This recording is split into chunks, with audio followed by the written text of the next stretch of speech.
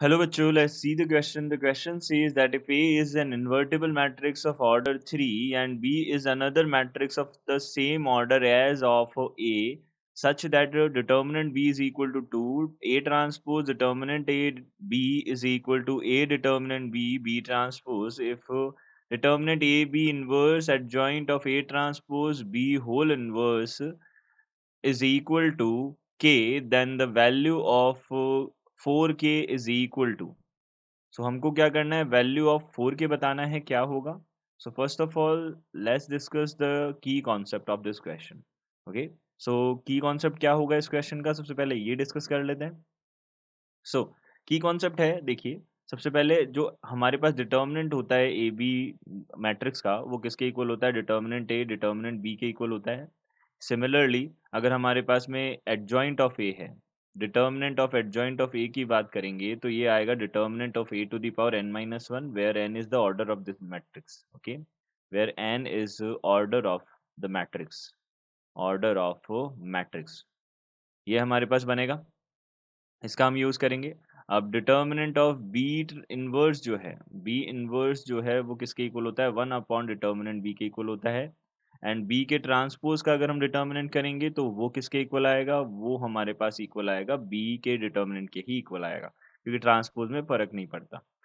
ये क्लियर है. अब इनका यूज़ करेंगे इसी के साथ. डिटर्मिनेंट ए जो है वो किसके इक्वल होता है हमारे पास में, के डिटर्मिनेंट ऑफ ए. अगर किसी कांस्टेंट का मल्टीप्लिकेशन किया हुआ है और उसका डिटर्मिनेंट हम कर रहे हैं मैट्रिक्स का, तो हमारे पास में क्या बनेगा, के टू द पावर एन आएगा और डिटर्मिनेंट ऑफ ए आएगा, जहाँ एन जो है इसका ऑर्डर है ए मैट्रिक्स का. तो यहाँ से हमारे पास सबसे पहले क्या इन्फॉर्मेशन गिवन है, देखो, ए जो है एक इन्वर्टिबल मैट्रिक्स है, यानी कि डिटर्मिनेंट ए जो है वो नॉन जीरो है इसका.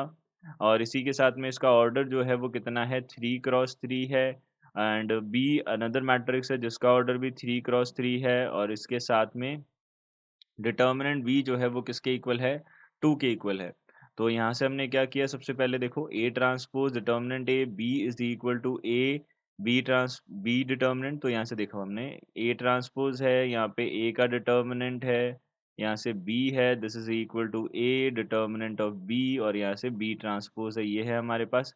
अब ए का डिटर्मिनेंट, बी का डिटर्मिनेंट तो हमको पता है, अब ए का भी हम फाइंड आउट कर सकते हैं, किसकी हेल्प से, इसकी हेल्प से. तो देखो, डिटर्मिनेंट ए है और उसके साथ मल्टीप्लिकेशन में ए ट्रांसपोज बी, और यहाँ से डिटर्मिनेंट हमने दोनों तरफ लिया, तो यहाँ पे डिटर्मिनेंट ऑफ बी तो हम बाहर ले सकते हैं अलग से, और यहाँ से बी ट्रांसपोज ए बी का होल ट्रांसपोज ए बी का ट्रांसपोज हो जाएगा, उसका डिटर्मिनेंट है.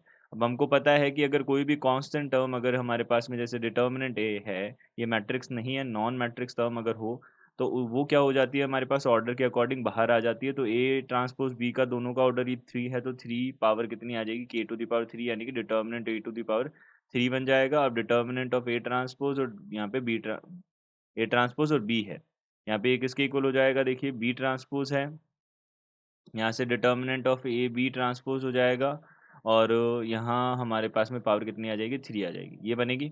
अब इसको सिंप्लीफाई कर सकते हैं, तो यहाँ से हमने देखा, यहाँ पे ए टू दी पावर 3 बन गया, और यहाँ से determinant of A transpose determinant of A हो गया, डिटर्मिनेंट ऑफ बी आ गया, यहाँ से determinant of B to the power कितनी आ गई, 3 डिटर्मिनेंट ऑफ ए और डिटर्मिनेंट ऑफ बी आ गया. यहाँ से बन गया हमारे पास में ए से डिटर्मिनेंट ऑफ ए से डिटर्मिनेंट ऑफ ए हमने कैंसिल आउट कर दिया. यहाँ से हमने क्या कर दिया, डिटर्मिनेंट ऑफ बी से determinant of B cancel out कर दिया. ए का डिटर्मिनेंट किसके इक्वल आ गया, यहाँ से determinant of A is equal to determinant of B is equal to कितना आ गया, 2 ही आ गया. ये हमारे पास 2 आ गया. अब देखो, ये हमारे पास डिटर्मिनेंट ए डिटर्मिनेंट बी आ गया हमारे पास 2.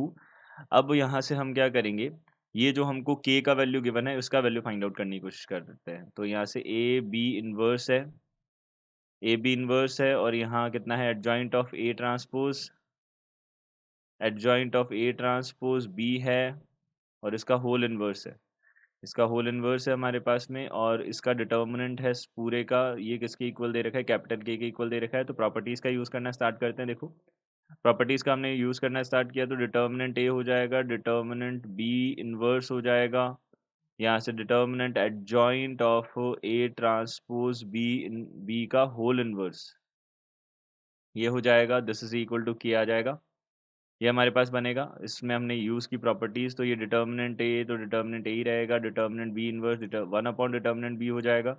यहाँ से हमारे पास ए ट्रांसपोज बी का होल इनवर्स है, इसकी पावर 2 हो जाएगी। हमने डिटर्मिनेंट एडजॉइंट वाली प्रॉपर्टी यूज़ की।